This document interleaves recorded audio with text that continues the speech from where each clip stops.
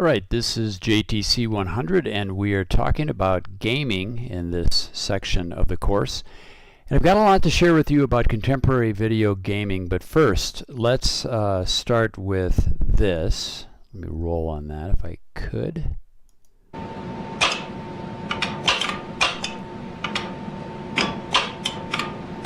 So you're watching one of the very first video games, and it was known as Tennis for Two. It was developed in 1958, and as the title implies, it was meant to simulate a game of tennis. So it's supposed to represent, say, you in a tennis match if you were standing on the side of the court and you're watching this game. So to play this particular game, you would adjust the angle of your shots with that knob on the controller, and you essentially hit the ball over the net by pressing a button. So as we discussed a number of times during this class, this particular piece of technology wasn't developed as simply a game. It was created for something else. Scientists back then wanted to simulate the wind resistance that objects are flying through, that they might encounter as they are launching a nuclear missile. You know, what would the missile encounter as far as wind resistance? So this was the height of the Cold War. And it's largely between the United States and the Soviet Union. They were our major enemies, and so we were looking for any advantage we could get, including creating what turned out to be kind of a game. Now, when they demonstrated this tool at a 3-day exhibition, they witnessed long lines of people wanting to try the game, especially, and no big surprise here, high school students. So they improved it a bit the next year, and they brought it back for the exhibition, and that was pretty much it. That's all they ever did. They showed it twice. It wasn't mass-produced, wasn't a commercial success. It was just a stepping stone in the long development of video games. And some consider Tennis for Two to be one of the very first video games. Since those relatively early days, video games have moved from a somewhat trivial pastime to really, as you well know, a major force in the media world and in society and in the lives of many of us. So let's talk a little bit of history of gaming. Humans have always liked to play games. Here we see an Egyptian depiction of a woman playing a board game. It was called Senet. And there's all sorts of artifacts in the archaeological record from around the world in which games were often shared between humans, often adapted tribe to tribe, region to region, especially with warfare. There was a lot that went on in those disruptive times, including the sharing of games, but more likely during peaceful trade route periods. In the early 20th century, with industrialization and the development of machined parts and all sorts of complex electrically driven mechanisms, we saw the rise of a lot of things, and really we saw the rise as well of arcade-style games, which are basically these coin-operated entertainment machines installed in public places such as restaurants and bars, and sometimes just full arcades. So what I'm going to show you now is a clip from a little marketing video I found online that highlights a famous arcade museum on Fisherman's Wharf in San Francisco, the Musée Mécanique, I think is the way you would pronounce that. Let's just take a look.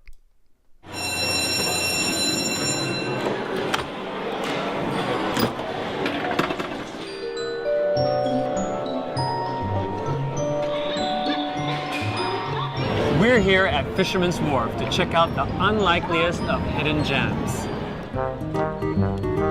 This is Musée Mécanique, a penny arcade that houses one of the world's largest collections of antique arcade games.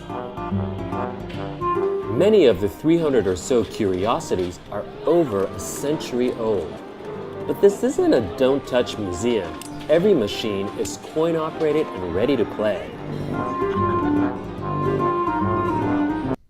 And I've been there a couple of times, and if you ever get to Fisherman's Wharf in San Francisco, check it out. It's really a lot of fun. I think it's still there.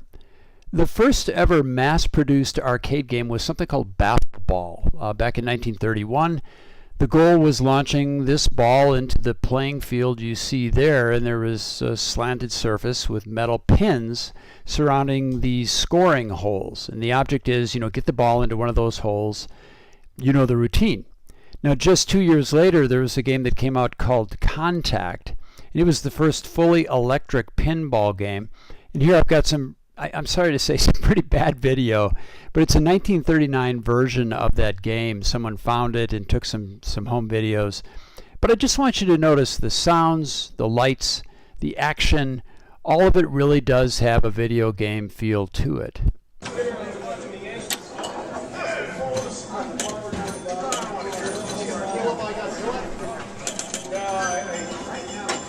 Ball 3.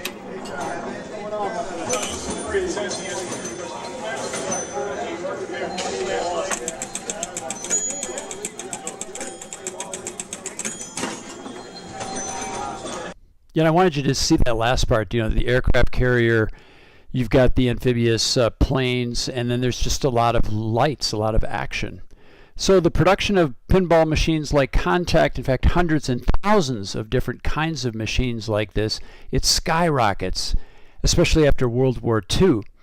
At first, they were criticized for being a form of gambling, and there was some gambling that went on with pinball games. But the makers of these games made an interesting argument. They said, yes, these are games, but they're not games of chance, not like gambling, not like Vegas. They're games of skill. And remember that, because I think that's an argument that people make today about modern video games. Okay, so you have this electric pinball game sort of revolution, this evolution, and then meantime, computers are rapidly developing, especially to support, like we said, the defense industry, the military. Remember, we're in this Cold War. And as computer nerds have a tendency to do, they take these military research computers and they begin doing some programming of games during their time off, during lunch times and their nights and weekends. And at MIT, this group develops a game called Space War, which was completed in 1961. And what I've got here is video of a relatively recent demonstration of Space War with the original equipment and everything, so you can get the feel of it. And they do a little speaking, some of the people who are trying it out, so maybe we'll just listen to them. I might say a couple of things. So there's the experienced info. operator here. All right, 4K is in the machine. 4K, and there's... And ups, there you go. Here's Space War. Enough about the game then. All right. Left, right, thrust, fire. There's Different shapes. They're two different shapes, that's right. Okay, so I get this going. Press any button. There you go. Okay. So you can kind of see the point of the game. Thrust, thrust, thrust, thrust. You're obviously trying to shoot the other person while not getting sucked with gravity into that star. Kind of cool.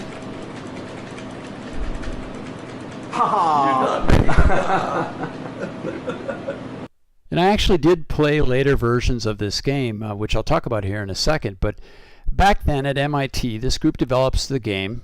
They completed in 1961. And so, like I said, you'd have to feed info into the computer with actual cards. And then the computer would set itself up and you could play the game. Now, these guys were primarily focused on research, so they never attempted to take Space War to market to make some sort of commercial gain. But they had demonstrated the game at some college campuses. And one engineering student at one of those campuses by the name of, there's some other images of the game, which we just saw. This guy, Nolan Bushnell, decided he wanted to give it a go. He wanted to see if he could sell this game and develop it. But he, as hard as he tried, he couldn't get Space War to be financially successful. Some people said it was too complex, so the engineering kind of students really loved it, but rank and file folk really weren't that interested. They wanted something more simple. But Bushnell and two friends eventually keep working on some stuff, and they invest $250 each, and they open a company in 1972 that they called Atari. And as we've also discussed quite a bit this semester, they weren't the only ones chasing after this particular media target. There was also a guy by the name of Ralph Baer who developed a home video game system that would connect to a television. And that system was called Odyssey. I actually think I had one of these when I was a kid. I think we got it for Christmas in the 70s. It's a game that's a bit different than Tennis for Two, but kind of similar. Essentially, as you play, it was like you were looking down from straight above a tennis court, And so one person had a little rectangle on one side, and the other person controlled the rectangle on the other side, which were your rackets, essentially. Then there was this little square, a blip, which would be the ball, and it would fly back and forth, ideally hitting a player's rectangle or racket. And then they could kind of direct, based on where the blip came in, they could direct it to the other side, where the other player that would then hopefully try to hit it and send it back. And if you missed it, it would fly out of the screen, and your opponent then got the point. So that's how that worked, just like tennis, I guess. So this was pretty basic stuff. Now the problem was that the Odyssey people charged too much money for that system. It was like $100, which is quite a bit of money back in the late 60s and the early 70s. But Nolan Bushnell, the guy who started Atari, who tried to make the Space War game profitable, and here he is again with Chuck E. Cheese. I don't know why he's with Chuck E. Cheese, but that's an image I found on the internet. Back in the 60s, early 70s, he and his friends who were running Atari, they try a different strategy. They create a game very similar to the Odyssey tennis game, but they mostly produced it as a coin-operated arcade game, as you see here, and it is called Pong. I'm going to go back to that. I guess I went a little too fast.